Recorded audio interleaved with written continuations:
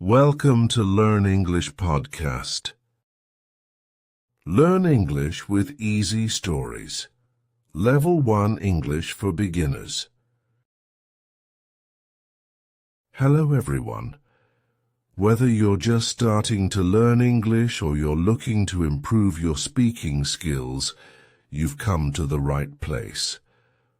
Before we start this video, be sure to subscribe to my channel to get daily videos. And I don't want you to miss any of our lessons. I am an old man now, my hair is grey and my face has many lines, but I remember my teenage years very well. I often think about those days. Those days were hard for me, but they taught me many lessons. When I was young, I was a teacher. I loved my job. Every morning I woke up early, put on my best shirt and walked to school. The children waited for me in the classroom. They smiled when they saw me, and I smiled back. Teaching was my passion. I taught them new words, simple math, and stories about the world. Their eyes were full of curiosity. At the end of the day, they waved goodbye and I felt proud. At home, my wife Emily was waiting for me. She was a kind woman with a warm heart. We had been married for many years. Our house was small but full of love. We cooked together, laughed together, and talked about our day. But one day Emily became sick. At first it was just a small cough. Then she became weak. She stayed in bed all day. We went to the doctor. He checked Emily and gave her medicine. She must rest, he said. The medicine would help, but it was expensive. I paid for the first bottle, but I did not have enough money for more. Every day Emily needed the medicine. Every day I worried. My salary was small. It was not enough. At school, I tried to focus. The children laughed and played, but I was not happy. My mind was full of worries. How could I buy more medicine? How could I help Emily? My heart was heavy. My students asked, "Teacher, are you okay?" I smiled and said yes, but it was not true. At night I sat beside Emily. She held my hand and whispered, "Do not worry." But I did worry. Her face was pale and she looked so tired. I wanted to help her, but I did not know how. I needed money. I needed it fast, but I had no idea what to do. One night I walked outside. The streets were empty and quiet. The shops were closed. I passed by a small store.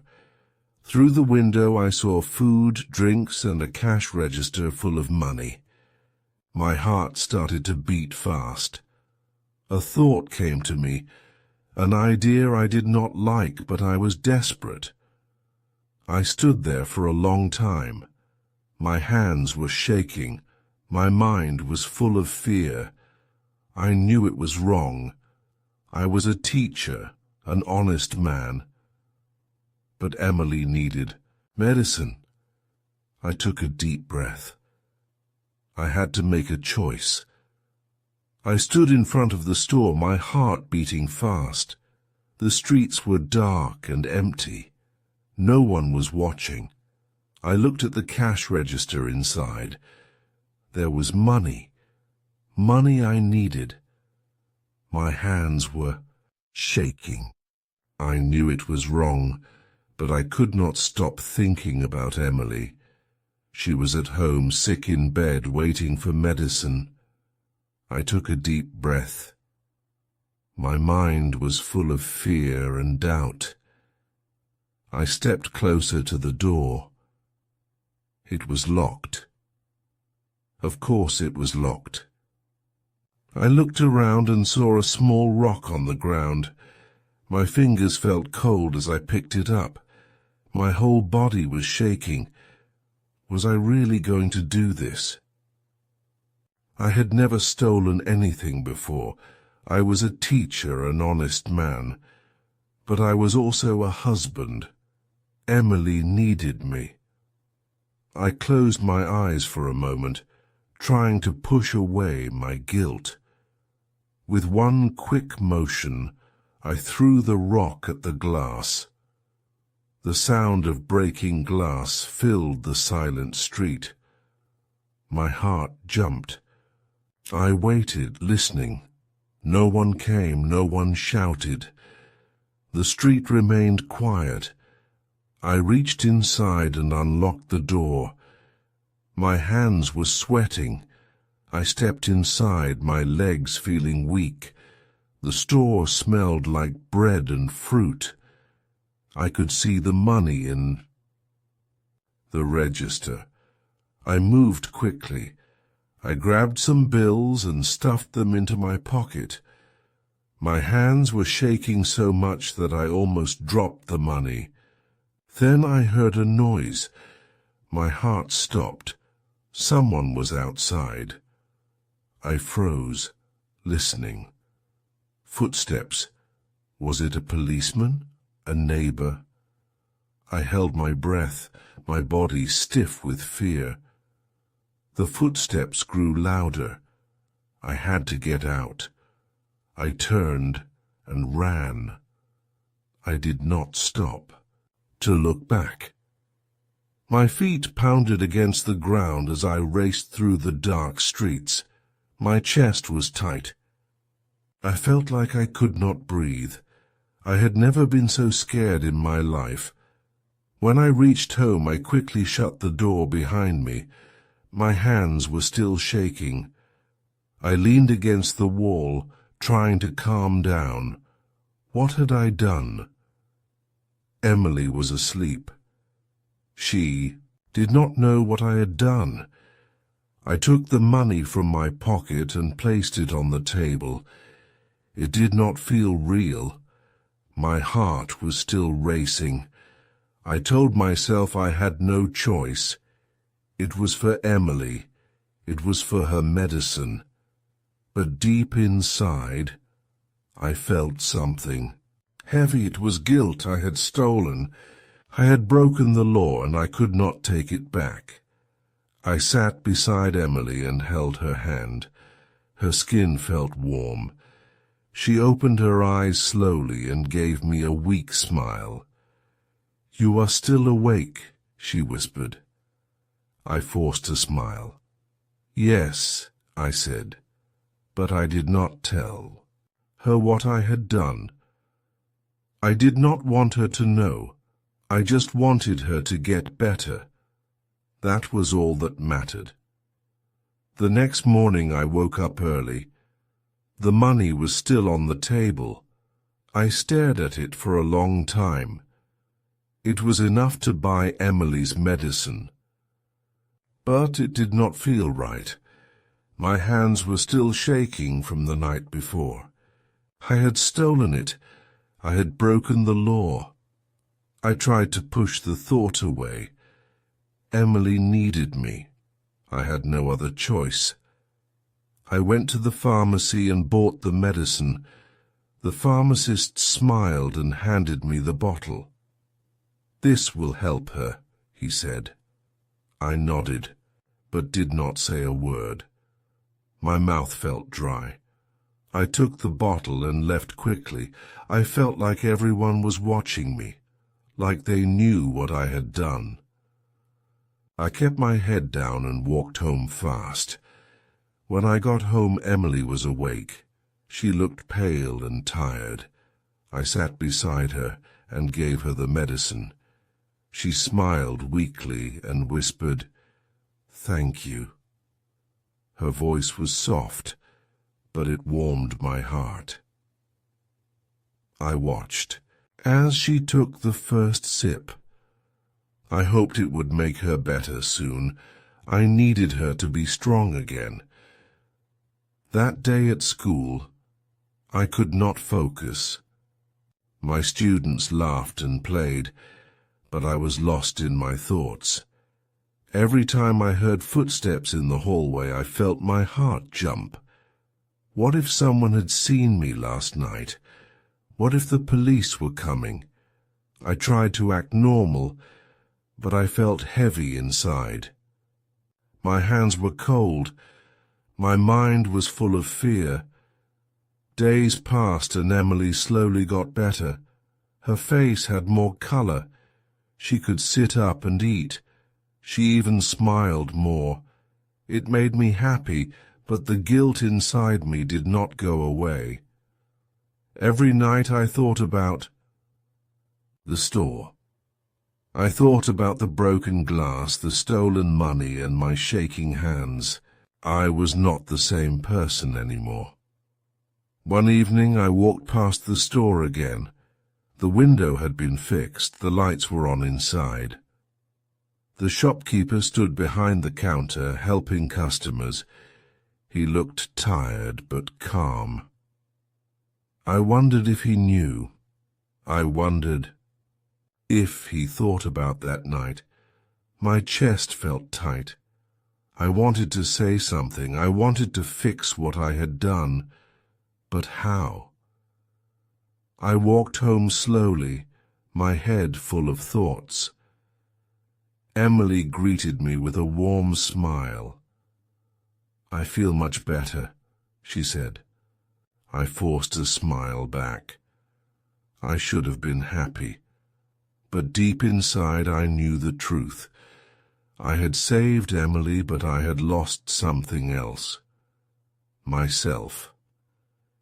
Days passed, but the guilt did not leave me. Every night I lay awake, staring at the ceiling. I thought about the store, the broken glass, and the stolen money. My heart felt heavy. I told myself I had done it for Emily, but that did not make it right. I was not a thief. I was a teacher, an honest man. But now I felt like a different person. At school, my students noticed the change in me. "Teacher, are you okay?" they asked. I forced a smile and nodded. "Yes, I am fine," I said, but I was not fine. My hands were cold. My mind was full of worries. I could not focus on teaching. Every time I heard footsteps outside the classroom, I felt afraid.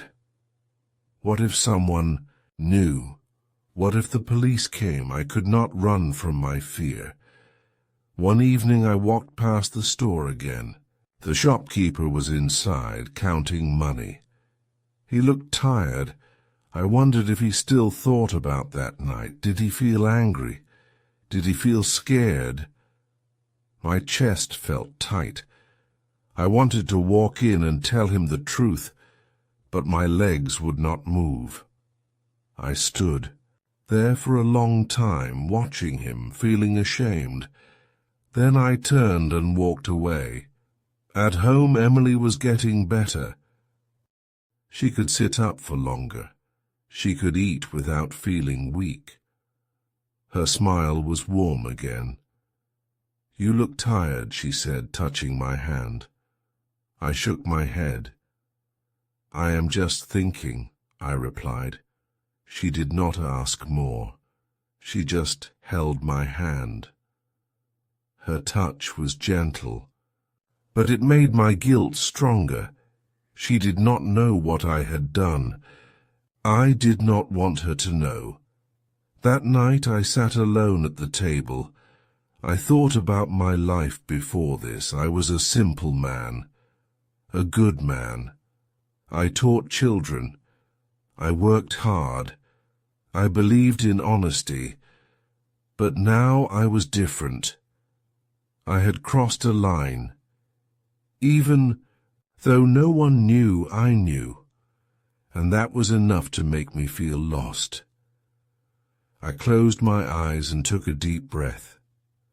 I needed to fix this. I needed to make it right. But how? I could not undo what I had done. I could not erase the past. But maybe I could do something good.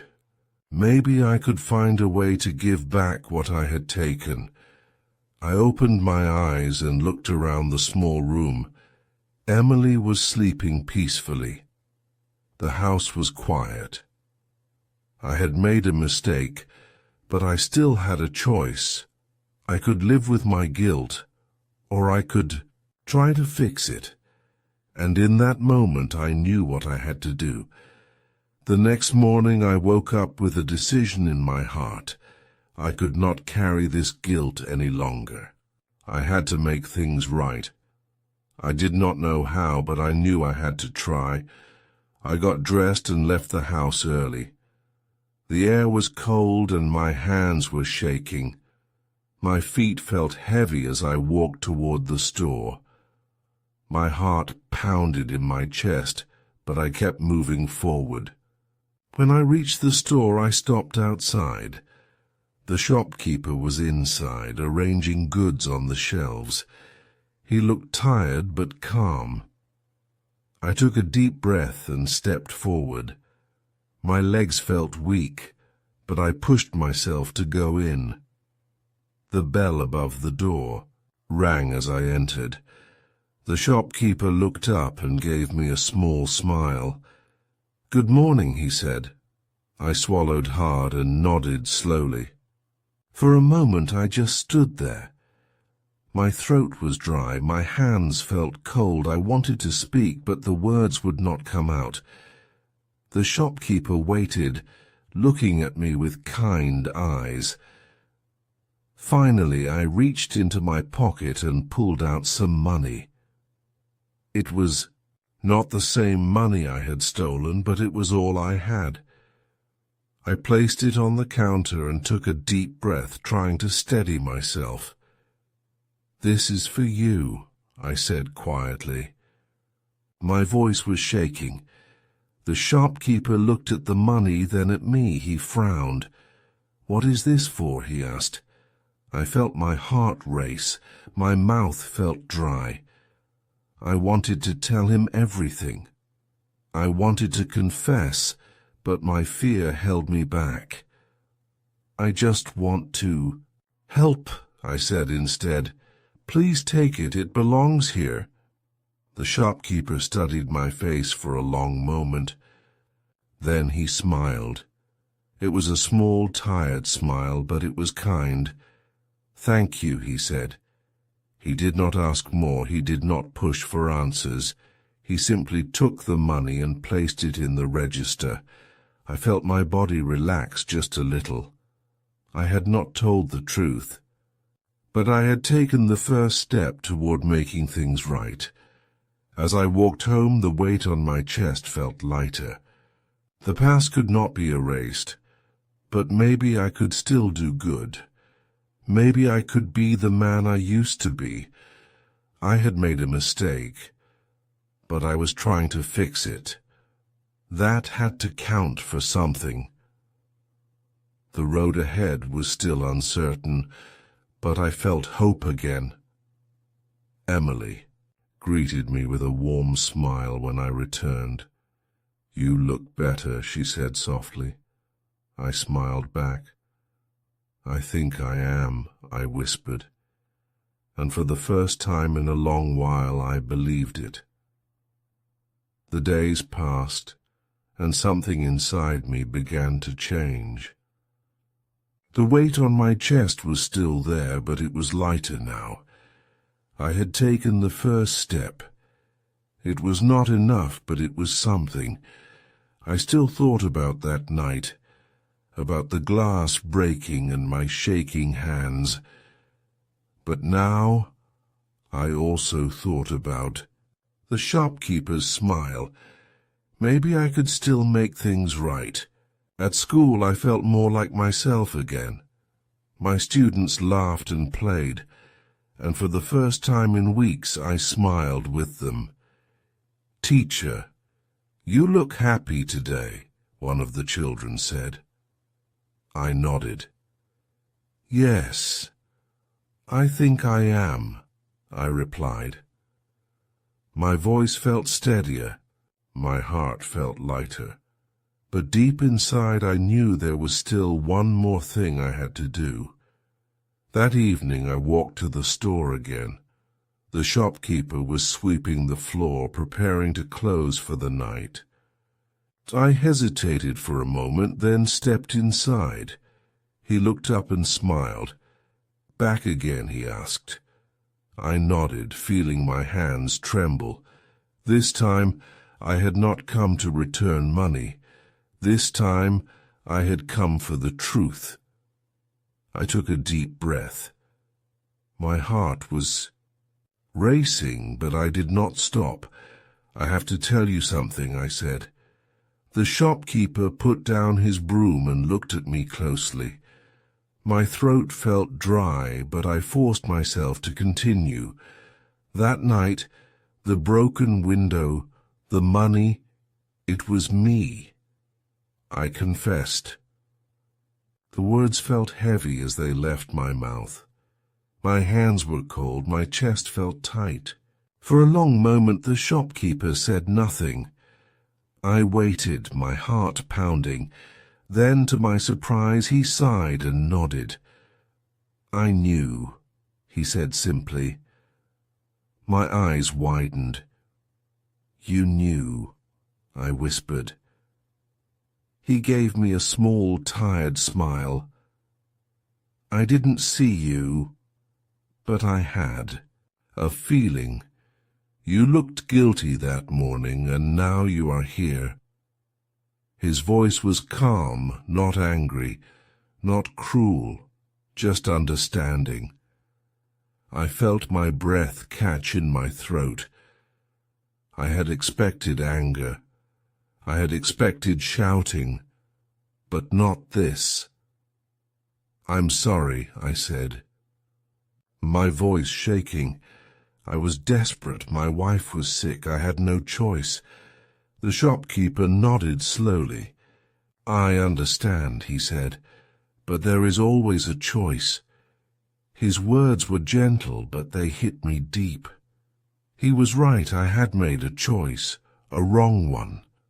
I looked down at my hands. How can I make it right? I asked. The shopkeeper thought for a moment, then smiled. Come work for me, he said. Help me in the store, learn what it means to give instead of take. His words surprised me. I had come expecting punishment, but instead I was given a chance, a second chance. And for the first time in a long time, I felt hope. I hope this session was helpful. Thank you for joining me in today.